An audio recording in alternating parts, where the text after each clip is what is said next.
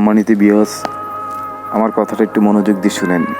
এই দুইজন লোক তার নিজের আপন গর্ভধারণ মাকে বড় বিপদের ভিতরে ফেলিয়ে দুজন চট্টগ্রাম থেকে উধাও হয়ে গেছে।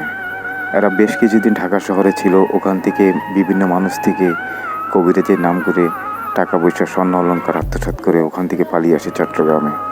চট্টগ্রাম থেকে ঠিক একইভাবে বিভিন্ন